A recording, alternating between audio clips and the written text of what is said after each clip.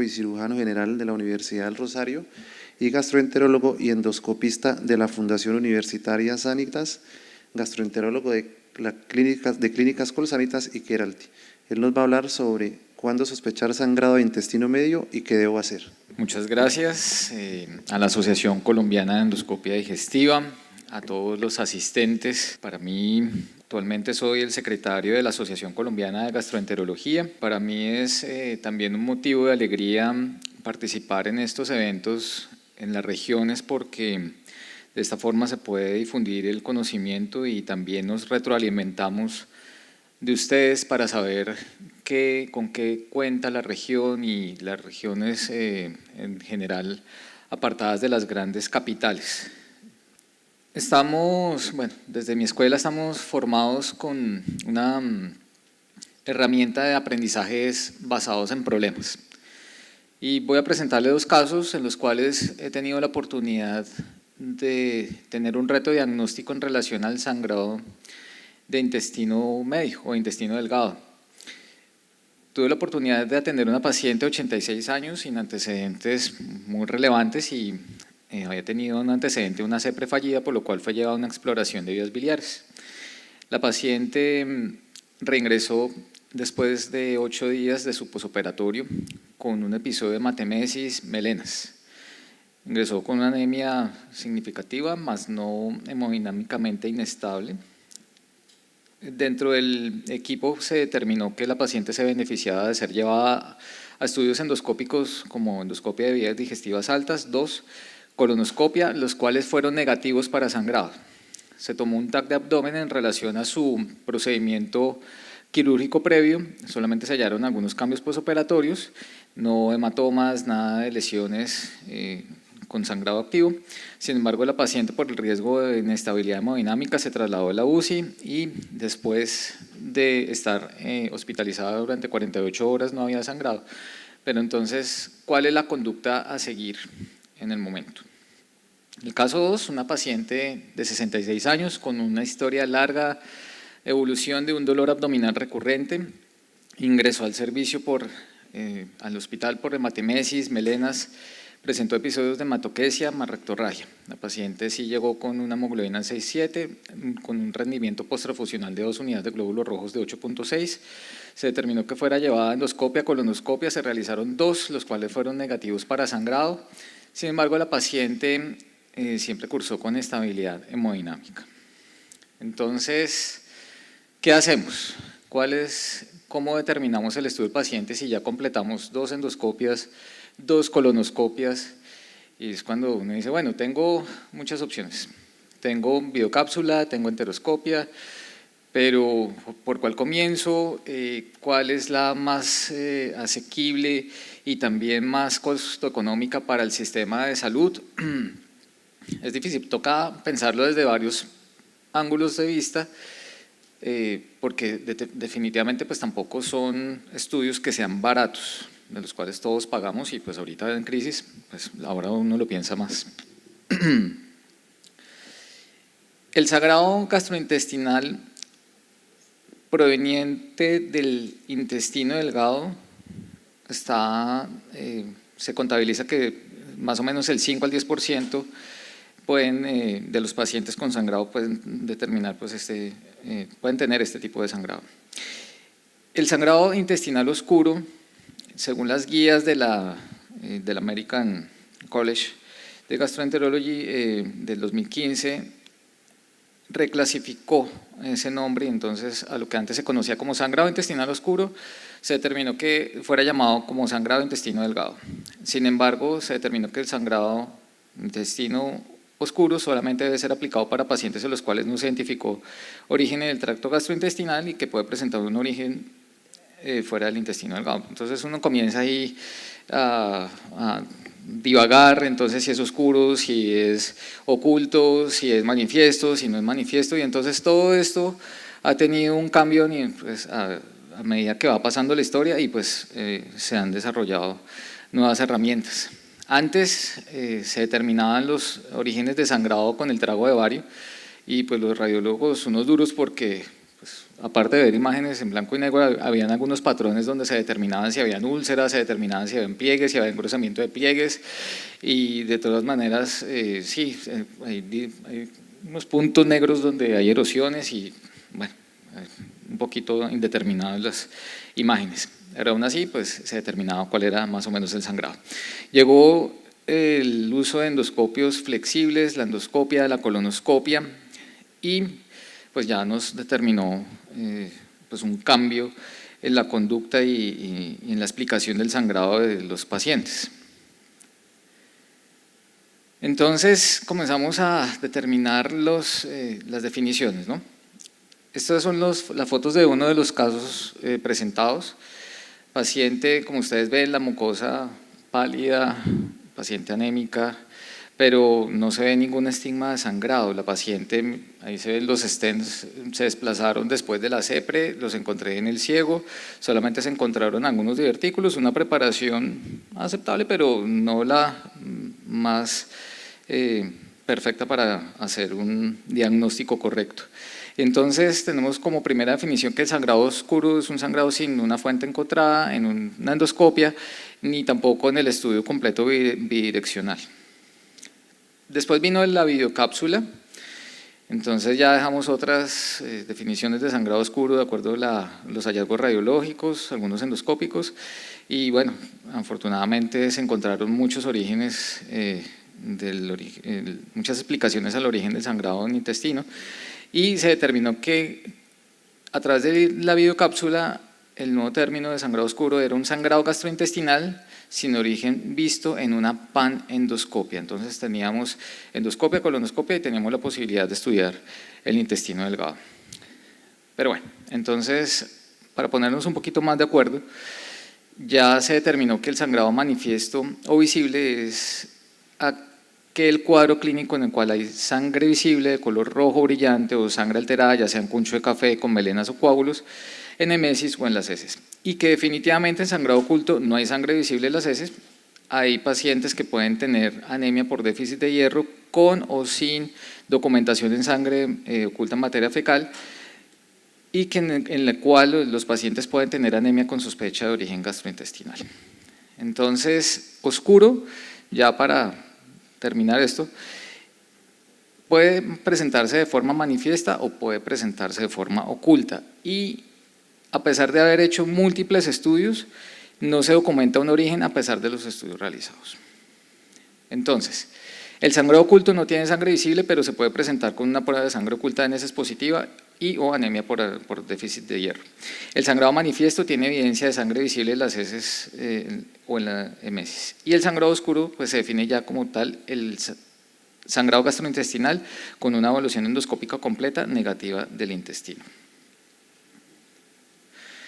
Hay que tener en cuenta que debemos hacer una buena historia clínica, también contar con los antecedentes del paciente para determinar el posible origen del sangrado. Muchas veces hacemos endoscopia por primera vez, dado que el paciente de pronto se hizo sin sedación, de afán, bueno, en fin, múltiples factores que pueden alterar el resultado de nuestros reportes y muchas lesiones pueden pasar inadvertidas.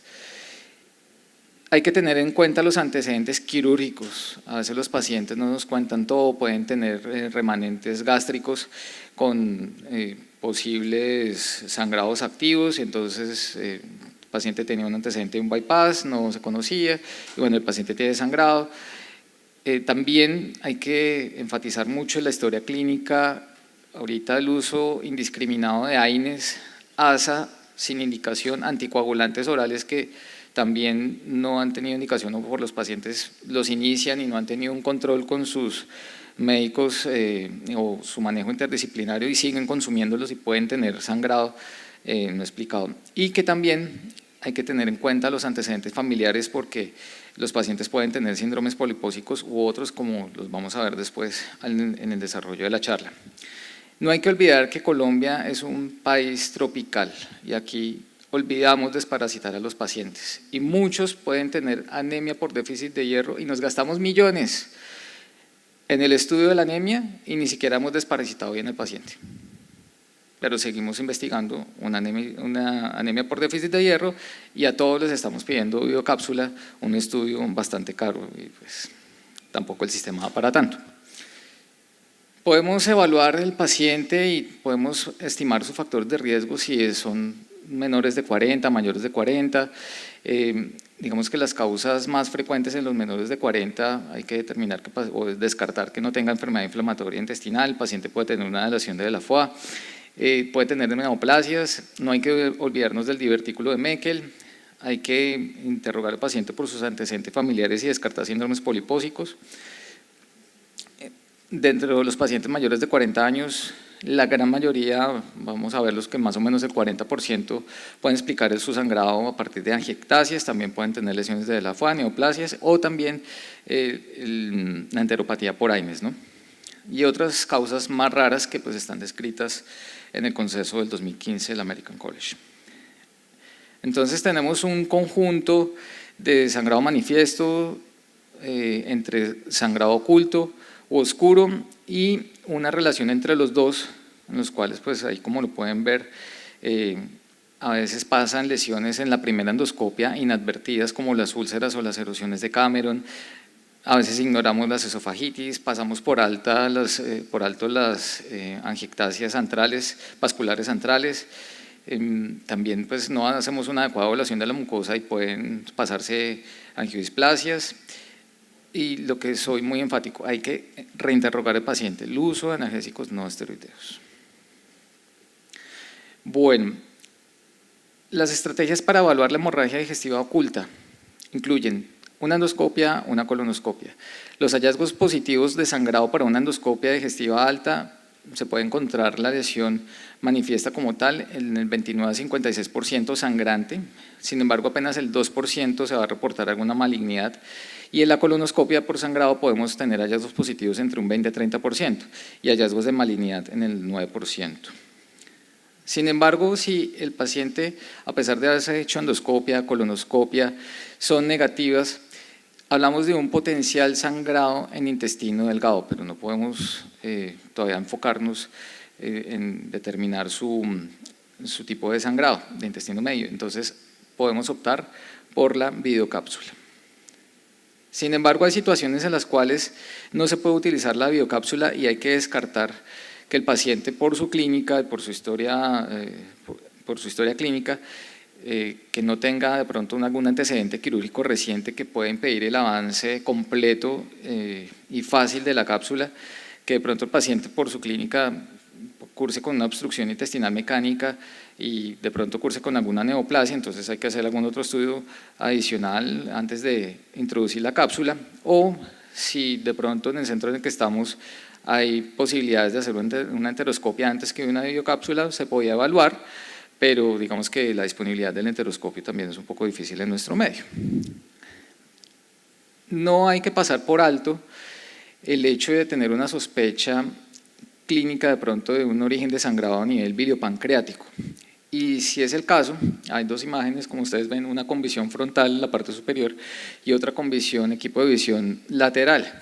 Si uno está sospechando que el origen sea biliopancreático, hay que hacer una buena duodenoscopia o por una persona que pues sepa manipular un duodenoscopio para descartar que el origen no sea de pronto de la papila o del conducto pancreático.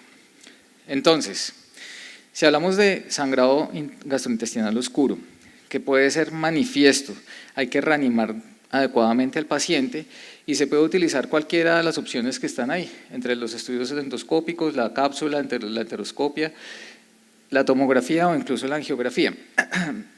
Sin embargo, pues hay que tener en cuenta que el sangrado oscuro manifiesto puede ser intermitente y hay que hacer una pronta intervención para mejorar la precisión diagnóstica. Muchas veces los pacientes se quedan ahí en los hospitales o en los departamentos de urgencias esperando que se le hagan los estudios pertinentes. Y hay que tener en cuenta que en el sangrado oscuro la mejor ventana es de 2 horas para los métodos radiológicos y la mejor ventana para los métodos endoscópicos va dentro de 10 a 30 horas de acuerdo a lo escrito en la literatura. Entonces, nuevamente, descartar pues que el sangrado oscuro, recordarles que el sangrado oscuro no hay origen a pesar de los estudios realizados. Entonces, ¿qué hay que hacer? sangrado manifiesto con endoscopia, colonoscopia y biocápsula negativa se considera como un sangrado gastrointestinal oscuro, y aplicamos el término de repetir los estudios según la sintomatología. Se recomienda que se puede repetir la endoscopia o la enteroscopia anterograda para pacientes que tengan hematemesis o melenas, o si el paciente refiere que tiene rectorragia o si hay hematoquesia, se puede repetir la colonoscopia. Y nuevamente hay que recalcar que si uno tiene sospecha que el sangrado sea de origen biliopancreático, hacer una adecuada duodenoscopia o asistida por CAP.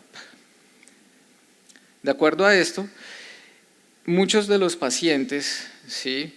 Un porcentaje despreciable, casi del 30%, pueden tener una lesión inadvertida en su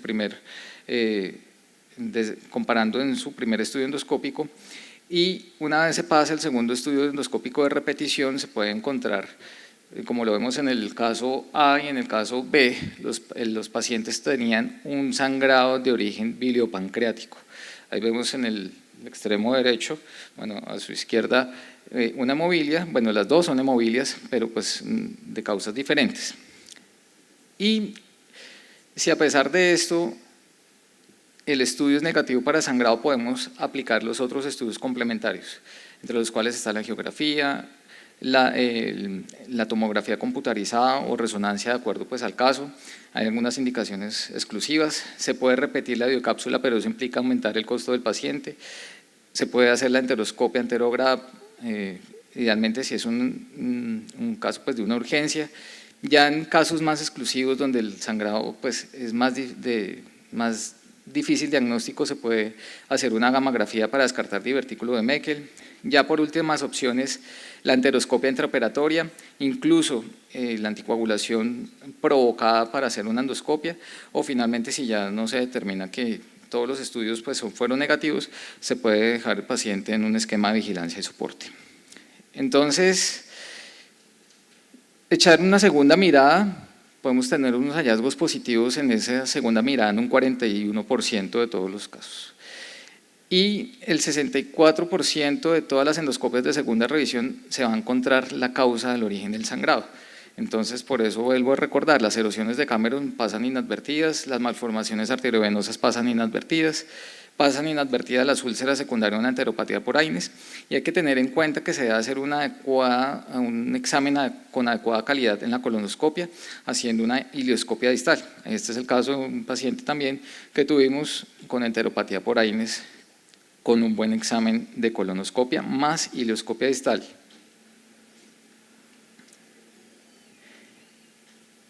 La biocápsula en la enteroscopia en el contexto de un sangrado manifiesto y oculto, ¿sí? Lo que está reportado en la literatura es que 5 a 10% del origen del sangrado o las lesiones que causan sangrado se identifican entre la ampolla de Vater y la válvula ileocecal. El intestino pues es un territorio un poco raro con esto. Y el 30 a 40% de las etiologías del sangrado son secundarias a angiodisplasias. Entonces, nuevamente, recordar y clasificar a los pacientes, cuáles son las causas más frecuentes de sangrado. Hay que tener en cuenta si el paciente tiene un antecedente de una radioterapia o tiene enfermedad inflamatoria o tiene antecedente quirúrgico reciente menor a 2 años, el paciente no puede ser llevado, o por lo menos hay que estudiar antes el paciente antes que llegar a implantarle una cápsula por el riesgo de retención, y se prefiere en ese caso hacer estudios imagenológicos complementarios como una TAC o una resonancia. Para la biocápsula y la enteroscopia, la precisión diagnóstica comparada entre los dos estudios puede estar reportada entre 44 a 100% para determinar el origen de sangrado. Después del episodio de sangrado, el tiempo ideal para hacer una cápsula está entre 24 a 48 horas para mejorar la precisión del método diagnóstico. Y asimismo también nos va a mejorar la precisión a través de la biocápsula el mejor método para hacer la enteroscopia, si va a ser anterógrada o retrógrada. Si el paciente tiene una contraindicación relativa de hacer la cápsula de una forma emergente por un sangrado masivo en el cual pues es difícil la preparación para la biocápsula, se podría hacer una enteroscopia anterógrada o una endoscopia tipo push, donde podamos avanzar el equipo después de la tercera o cuarta porción duodenal.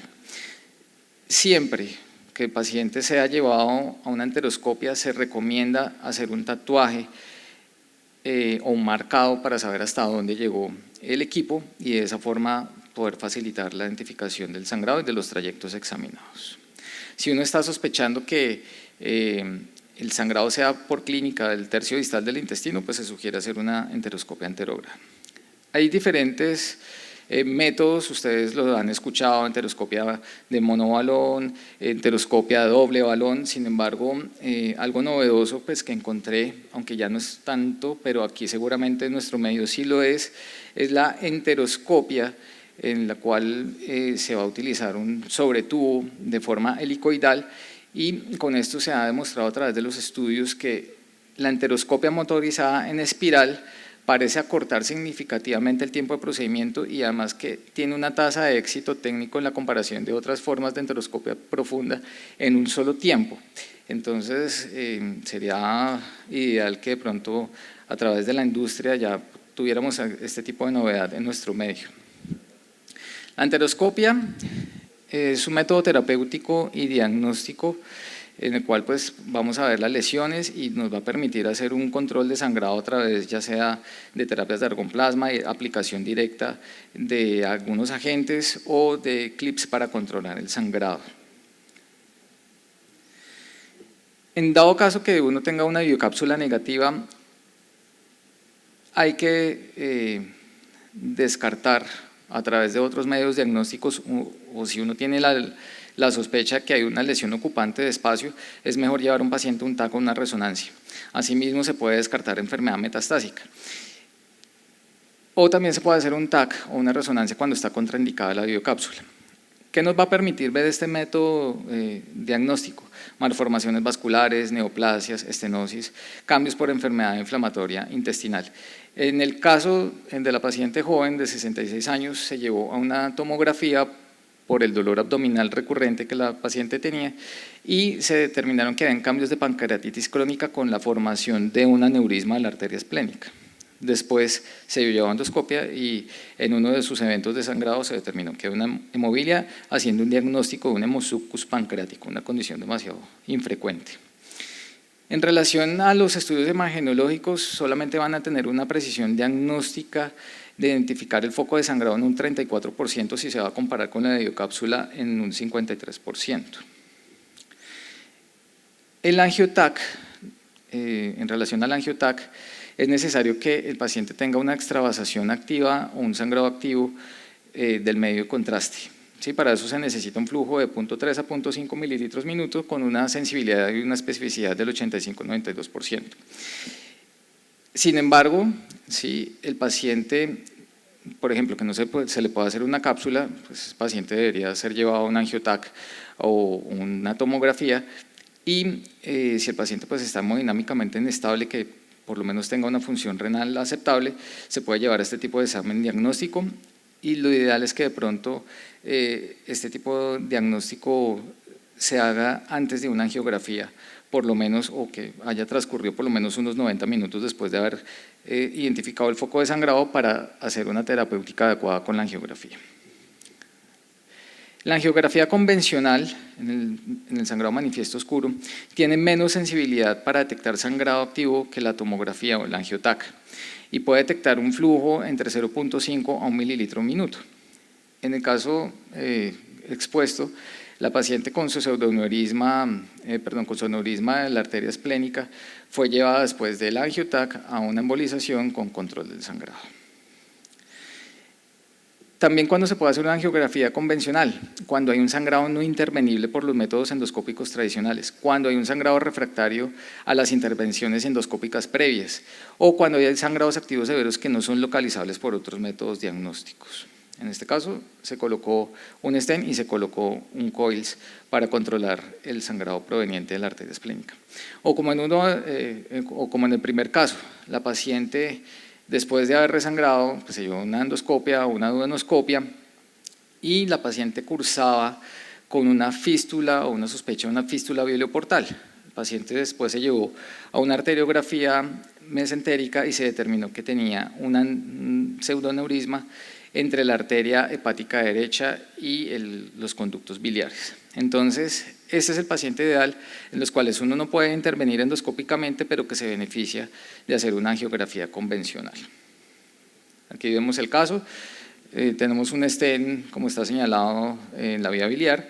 Después de llevar el paciente del estudio endoscópico, se llevó la angiografía y se documentó su presencia del aneurisma y se hizo cierre del COIS en el mismo momento.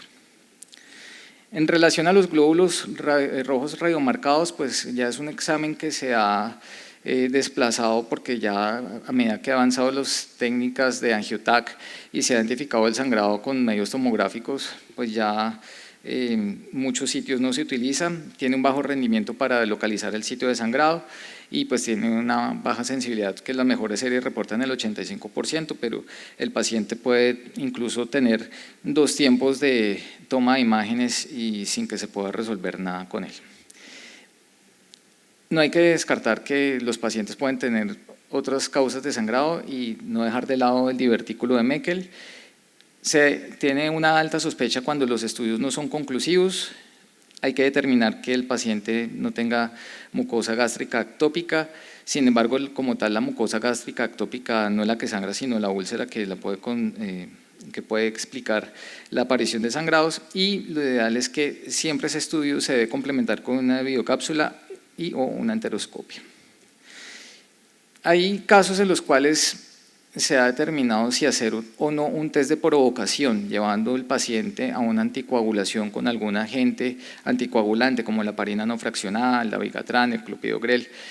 Sin embargo, la literatura reporta que después de haber hecho algún tipo de intervención de este modo, provocando el sangrado en el paciente, después de haber identificado el sangrado, se han necesitado entre 3 a 67 unidades de glóbulos rojos posteriores a la intervención. Entonces, pues realmente, ¿cuál es el riesgo-beneficio? Sin embargo, pues, como les digo, hay que hablar con el equipo interdisciplinario a ver cuál es la pertinencia de continuar con los agentes antiagregantes o anticoagulantes que pueden provocar el sangrado. Y ya como por última opción, pues está la enteroscopia intraoperatoria, en la cual pues está indicada si hay una lesión identificada no tratable por otros métodos o que definitivamente el paciente tenga un sangrado oscuro extensamente estudiado con un sangrado manifiesto rápido. Se puede lograr una evaluación completa de todo el intestino en el 57 a 100% de todos los casos, con una identificación del riesgo del 80% de todos los casos. Sin embargo, esos pacientes que son llevados a enteroscopia intraoperatoria pueden tener una recurrencia de sangrado entre 13 a 52%. Tiene una mortalidad nada despreciable entre 5% y una morbilidad del 17%, y más que todo por sangrados relacionados con la manipulación. Si definitivamente pues el paciente no vuelve a tener episodios de sangrado, se recupera de su anemia, hay que evaluar con el equipo multidisciplinario el riesgo de continuar los agentes antiagregantes, como ya lo había mencionado, o los agentes antitrombóticos. Nuevamente, cuidado con los AINES, cuidados con el ácido acetilsalicílico, y se ha visto que los pacientes cuando tienen anemia y se transfunde hierro carboximaltosa y aparte pues se adiciona una terapia de represión de hierro oral, van a superar su episodio de anemia en un 83% de todos los casos. Entonces, el mensaje para llevar a casa: el sangrado oculto no tiene sangre visible, pero se puede presentar con una prueba de sangre oculta en heces positiva y o anemia por deficiencia de hierro. El sangrado manifiesto tiene evidencia visible de sangre en la mesis o en las heces. El sangrado oscuro se define como el sangrado gastrointestinal con una evaluación endoscópica completa negativa del intestino. Y el estudio de la anemia ferropénica sin otra causa obvia debe incluir una endoscopia bidireccional, incluso en 2 endoscopias, 2 colonoscopias, con una posible investigación del intestino medio con videocápsula, y no olvidar que también debe ser llevado a una evaluación por hematología en relación a patologías que puedan explicar malabsorción de hierro. No pasar por alto la desparasitación de los pacientes cuando estamos en un país tropical o que los pacientes hayan viajado a una zona de alto riesgo de infección endémica. Las estrategias para evaluar la hemorragia digestiva oscura incluyen la repetición de la endoscopia, colonoscopia, hacer una enteroscopia profunda, ya sea anterograda o retrograda, una enterografía radiológica y descartar la gamografía por gamografía del divertículo de Meckel. Y cuando la hemorragia gastrointestinal oscura persiste, a pesar de un estudio exhaustivo, el tratamiento debe centrarse en los cuidados de apoyo y un posible tratamiento farmacológico de la hemorragia. Muchas gracias.